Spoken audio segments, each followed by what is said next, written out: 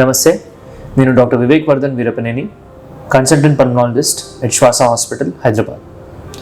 Black fungus బాగా వింటున్నాం ఈ మధ్య. బ్లాక్ ఫంగస్ గురించి మ్యూకర్ మైకోసిస్ అంటారు దీన్ని. ఎక్కడ ఉంటుంది?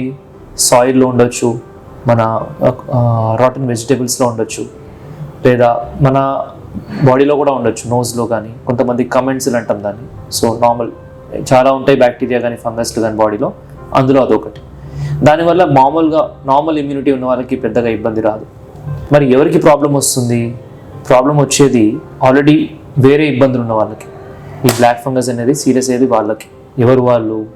డయాబెటిక్ పేషెంట్స్, అంటే అన్కంట్రోల్ డయాబెటిక్ పేషెంట్స్, షుగర్ అనేది అస్సలు కంట్రోల్ ఉండని పేషెంట్స్. రెండోది, స్టెరాయిడ్స్ ఎక్కువగా వాడున్న పేషెంట్స్. ఎగ్జాంపుల్, కోవిడ్ వచ్చిన తర్వాత కోవిడ్ కోసం స్టెరాయిడ్స్ ఇవ్వాలి తప్పదు, కానీ ఎక్కువ డోసులు స్టెరాయిడ్ ఇవ్వడం వల్ల ఈ జబ్బు అనేది కొంతమందికి వస్తుంది. మూడోది, ఈ Covid strain itself maybe is causing this problem. ఈ black fungus, that is mucormycosis అనేది హాస్పిటల్లో అడ్మిట్ అయిన వాళ్ళకి మాత్రమే వస్తుందని అనుకోకండి. ఇంట్లో ఉండి ఎవరి పర్యవేక్షణలో, డాక్టర్ పర్యవేక్షణ లేకుండా స్టెరాయిడ్ వాడిన వాళ్ళకు కూడా ఈ బ్లాక్ ఫంగస్ రావచ్చు. వచ్చింది కూడా, చాలా కేసెస్ ఉన్నాయి. ఈ వాట్సాప్ ప్రిస్క్రిప్షన్స్ చూస్తున్నాం చాలా. అన్ని మెడిసిన్స్ లిస్ట్ ఇస్తారు. ఆ లిస్ట్లో స్టెరాయిడ్ ఉంటుంది, దానికి 16 mg, 32 mg, కొంతమంది 64 mg కూడా వాడారు. అలా వాడిన వాళ్ళకి చాలామంది కూడా బ్లాక్ ఫంగస్ అనేది రావడం జరిగింది. హాస్పిటల్లో అడ్మిట్ అవ్వాల్సిన అవసరం కూడా లేదు. ఈ స్టెరాయిడ్ అనేది అంత డేంజరస్, అంటే రెండు వైపులా పదునున్న కత్తి లాంటిది. కరెక్ట్ డోస్ వాడితేనే మనకి దానివల్ల ఉపయోగం. ఎక్కువ మితిమీరితే కనుక దానివల్ల మనకి హాని జరుగుతుంది, అంటే it is more dangerous. So steroid అనేది చాలా జాగ్రత్తగా వాడాలి. ఇంట్లో మీ అంతటా మీరు, ఈ జబ్బుకే కాదు ఏ జబ్బుకి కూడా మీ అంతటా మీరు వాడకండి స్టెరాయిడ్ అనేది. ఇంకా ఫర్దర్ స్టడీస్ అవుతున్నాయి. ఎందుకు ఇంతలా ఇండియాలో ఎందుకు ఇంత పోస్ట్ కోవిడ్ బ్లాక్ ఫంగస్ వస్తుంది అనేది ఇంకా స్టడీస్ జరుగుతూ ఉన్నాయి. అందులో కొన్ని కారణాలు ఇప్పుడు మనం చెప్పుకున్నాం.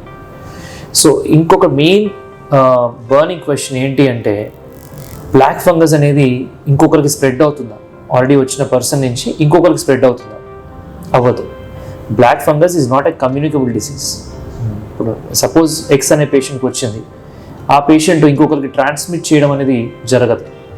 ఎందుకు వచ్చింది? తనకి ఆల్రెడీ తన ఇమ్యూనిటీ బాగాలేదు కాబట్టి తనకు వచ్చింది. వేరే వాళ్ళకి ఎప్పుడు వస్తుంది? వాళ్ళ ఇమ్యూనిటీ బాగాలేనప్పుడు వాళ్ళకు వస్తుంది, తక్కువ ఉన్నప్పుడు. అది ఆటోమేటిక్గా ఎక్కడి నుంచైనా రావచ్చు, సాయిల్ నుంచి రావచ్చు, లేదా తనలో ఆల్రెడీ ఉన్న ఫంగసే యాక్టివేట్ అయ్యి మనకి డ్యామేజ్ కలిగిస్తుండొచ్చు. సమ్వేర్ సోర్స్ అనేది ఎక్కడి నుంచైనా ఉండొచ్చు, బట్ ఆ ఇండివిజువల్ పేషెంట్కి మాత్రమే వస్తుంది. వేరే వాళ్ళకి స్ప్రెడ్ అవ్వదు, ఒక పర్సన్ నుంచి ఇంకో పర్సన్కి కరోనా లాగా స్ప్రెడ్ అవ్వదు.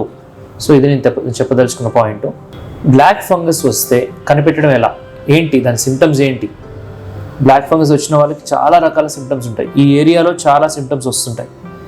Small symptom like headache or nose block or eye pain or any eye watering, కొంచెం స్వెల్లింగ్ రావడం, ఇక్కడ స్వెల్ రావడం సైనస్ ఏరియాలో, నోస్ స్వెల్ అవ్వడం, లేదా ఐ స్వెల్ అవ్వడం, లేదా విపరీతమైన హెడేక్ రావడం. అంటే ఇంతకుముందు ఎప్పుడు అంతలా వచ్చి ఉండదు, చాలా కంటిన్యూస్గా రావడం. అండ్ అది సివియారిటీ అనేది నిదానంగా ఇంక్రీజ్ అవుతూ ఉండడం. అండ్ టీత్ ప్రాబ్లమ్స్ రావడము, టీత్ ఊడిపోవడము, బ్లాక్ కలర్ మెటీరియల్ ముక్కు నుంచి కనపడడం, ఇలాంటి చాలా సిమ్టమ్స్ ఉంటాయి. అపార్ట్ ఫ్రమ్ దిస్, కొంతమంది స్కిన్ ఎఫెక్ట్ అవుతుంది, స్కిన్ మీద కనిపిస్తుంటుంది. దాని తర్వాత లంగ్స్ ఎఫెక్ట్ అవుతుంది, వాళ్ళకి దగ్గు రావడము అండ్ స్ఫూటం రావడము, కొంతమందికి బ్లడ్ రావడం. అండ్ అది ఎక్కడైతే మనకి స్ప్రెడ్ అయిందో ఆ ఏరియా బట్టి సిమ్టమ్ వస్తుంటుంది. జ్వరం అనేది కూడా కామన్ సిమ్టమ్ దీంట్లో. సో ఏ సిమ్టమ్ ఉన్నా కానీ వెంటనే డాక్టర్కి చూపించడం చాలా ఇంపార్టెంట్. ఎందుకు అంత ఇంపార్టెంట్? కోవిడ్ అయినా కానీ ఒకటి రోజు 2 రోజులు వెయిట్ చేయొచ్చు, ఎందుకంటే కొన్ని కోవిడ్స్ మైల్డ్ ఉంటాయి, కొన్ని మోడరేట్ ఉంటాయి, కొన్ని మాత్రమే సివియర్ అవుతాయి. కానీ బ్లాక్ ఫంగస్ అలా కాదు. బ్లాక్ ఫంగస్ ఒక్కసారి పెరిగింది అంటే అది ఖచ్చితంగా ట్రీట్మెంట్ ఇవ్వకపోతే పెరుగుతూనే ఉంటుంది. And it may even cause death of a person. So it is that serious. అంత సీరియస్ అయినప్పుడు you should always be very cautious. వెంటనే ఆ సిమ్టమ్స్ ఏమున్నా కానీ, ఎస్పెషలీ ఈ మధ్య కోవిడ్ వచ్చింది, తగ్గిపోయింది, లేదా షుగర్ అనేది అస్సలు కంట్రోల్లో లేదు, నాకు ఈ డాక్టర్ చెప్పిన సిమ్టమ్స్లో ఏదో ఒకటి ఉంది అంటే వెంటనే ఒకసారి కన్సల్ట్ అవ్వండి. అప్పుడు ఈఎన్టీ డాక్టర్ దగ్గరికి వెళ్ళి మీరు ఎలా చెప్తే maybe he put a scope inside your nose and ఒకసారి ఎగ్జామిన్ చేస్తారు. అక్కడ కొంతమందికి స్మాల్గా అప్పుడే పెరుగుతూ ఉంటుంది. సో దానికి మనం ట్రీట్మెంట్ ఇమీడియట్గా వస్తే ఆ రిజల్ట్స్ అనేవి బాగుంటాయి. కొంతమందికి ఆర్బిట్ అంటే మన ఆర్బిట్ అంటాం, కంట్లో కూడా స్ప్రెడ్ అయిపోయి ఉంటుంది. వాళ్ళకి కొంచెం ప్రోగ్నోసిస్ అనేది బ్యాడ్గా ఉంటుంది, అంటే అవుట్కమ్ రిజల్ట్స్ అనేవి కొంచెం బ్యాడ్ ఉంటాయి. అండ్ అదే బ్రెయిన్లో కూడా స్ప్రెడ్ అవ్వచ్చు కంటి ద్వారా. సో ఇలా నోజ్ ద్వారా కానీ కంటి ద్వారా కానీ బ్రెయిన్ కూడా స్ప్రెడ్ అవ్వచ్చు. అలా అయితే కనుక సెరిబ్రల్ మ్యూకర్మైకోసిస్ అంటాం. Very very very dangerous condition. అది బ్రెయిన్ని కూడా తినేస్తూ ఉంటుంది అనమాట. ఈ ఫంగస్ అనేది just keep eating whatever it comes to its way. అది ఏం చేస్తుందంటే మన బ్లడ్ వెజల్స్ అంటాం, రక్తనాళాలు, వాటిలో గ్రో అవుతుంది, దాంట్లోంచి ఇంకా మన టిష్యూస్లోకి వెళ్తుంది. సో అది ఇంకా there is no end to it, it will just eat whatever comes to its way. So అందుకు ఈ సిమ్టమ్స్లో ఏమున్నా కానీ జాగ్రత్తలు తీసుకోండి. అండ్ డాక్టర్ దగ్గరికి వెళ్ళినప్పుడు టెస్ట్ చెప్తారు, కొంతమంది వెంటనే సిటీ స్కాన్ ఆర్ ఎంఆర్ఐ వెంటనే చేయించండి అంటారు. వెనకాడకండి, చేయించాలి. ఎందుకంటే టైం లేదు ఇక్కడ. Time is very important because అది ఇట్ కీప్స్ ఆన్ ఈటింగ్, దానికి అంతంటూ ఉండదు. సో ఈ సిమ్టమ్స్ ఉన్న వాళ్ళు ఇది డయాగ్నోజ్ అయిన తర్వాత మాత్రం అగ్రెసివ్ మేనేజ్మెంట్ అంటాం. అగ్రెసివ్ అంటే ఏంటి? whatever best you have or whatever best test you have or whatever best treatment you have, you give immediately. So that is aggressive management. So me doctor అనేది advice చేస్తారు, వెంటనే follow అవ్వండి. Early diagnosis చేసిన తర్వాత early treatment తోటి results అనేవి బాగుంటాయి. Late అయ్యే కొద్దీ డేంజర్స్ వస్తూ ఉంటాయి. ఇది ఒకటి గుర్తుపెట్టుకోండి. ఎందుకు వస్తుంది బ్లాక్ ఫంగస్ ఇండియాలో?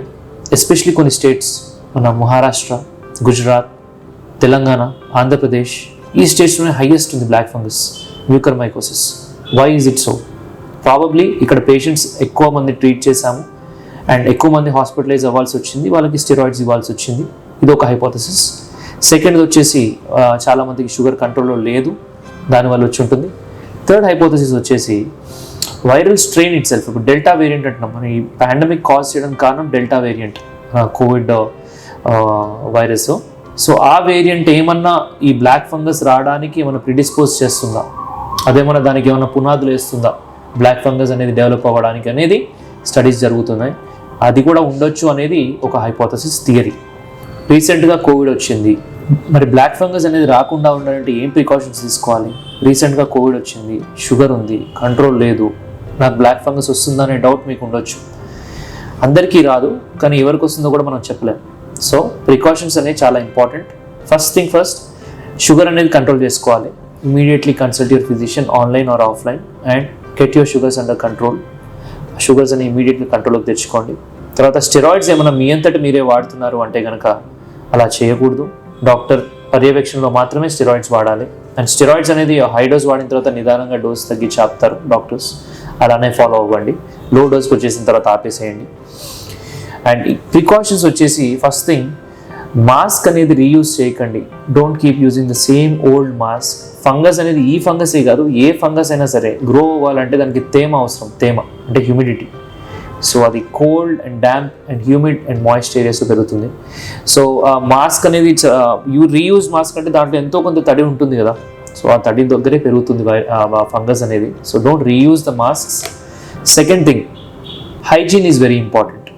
హైజీన్ అంటే మన ఈవెన్ కుళ్ళిపోయిన కూరగాయల్లో కూడా ఇది పెరగచ్చు ఈ ఫంగస్ అనేది. సో అవి కూడా కొంచెం ఉండకుండా, ఫ్రూట్స్ కూడా రాటన్ ఫ్రూట్స్ కానీ వెజిటబుల్స్ కానీ తినకుండా సో జాగ్రత్తగా చేయడం, ఆ పర్సన్ని ఆ దగ్గరలోకి రానివ్వకపోవడము. అండ్ సాయిల్లో ఉంటుంది fungus, very highly abundant in soil, మన మట్టిలో.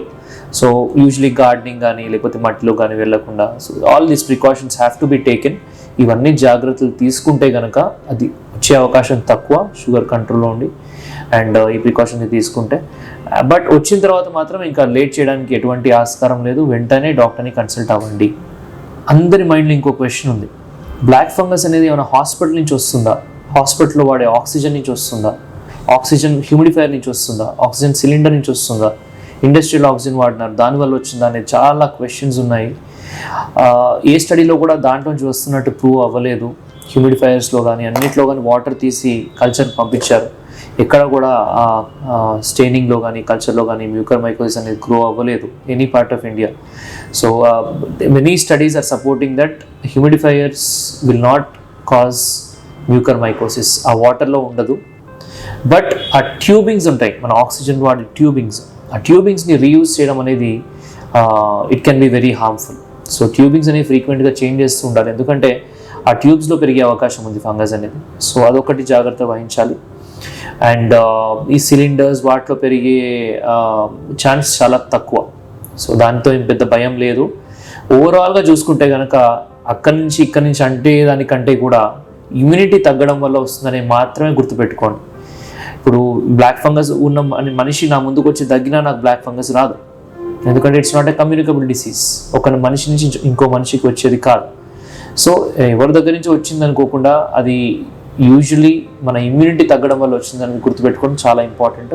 Especially diabetic patients, post Covid steroid used patients, transplant recipient patients with diseases like HIV, AIDS or other immunosuppressive diseases, patients with cancers, patients who had bone marrow transplantation. ఈ కొంచెం list ఉంటుంది. వీళ్ళందరికీ కూడా ఈ fungus వచ్చే అవకాశం ఇప్పుడే కాదు ముందు నుంచి కూడా ఉంది. చాలా తక్కువ కేసెస్ ఉండేవి, కానీ ఇప్పుడు కేసెస్ అనేవి విపరీతంగా పెరిగిపోయాయి. దానివల్ల ఈ వీడియో కూడా చేస్తున్నాం మనం. అలాగే చాలామంది మాట్లాడారు. సో ఇదంతా మీకు ఎందుకు చెప్తున్నారు, ఎందుకు తెలుస్తుంది అంటే కనుక ఒకటి అవేర్నెస్ పెంచడానికి, ఇంకోటి భయం తగ్గించడానికి. ఊరికే బ్లాక్ ఫంగస్ వచ్చేస్తుంది అని భయపడకండి. కొంతమంది ఆస్తమా పేషెంట్స్ వస్తున్నారు, ఇన్హలేషన్ స్టెరాయిడ్ వాడుతుంటారు. వాళ్ళు నాకు బ్లాక్ ఫంగస్ వస్తుంది అని చెప్పి ఆపేసి ఆస్తమా అటాక్లో వచ్చిన వాళ్ళు ఉన్నారు. సో మేము మీకు ఇచ్చే స్మాల్ డోస్ ఆఫ్ స్టెరాయిడ్స్ వల్ల ఏమి ఇబ్బంది ఉండదు. హై డోసెస్ గ్రామ్స్లో వాడిన స్టెరాయిడ్స్ వల్ల వచ్చే డేంజర్స్ ఇది. సో అనవసరంగా ఎక్కువగా భయపడకండి, అవగాహన పెంచుకోండి. అంత సింపుల్గా కూడా రాదు ఈ బ్లాక్ ఫంగస్ అనేది.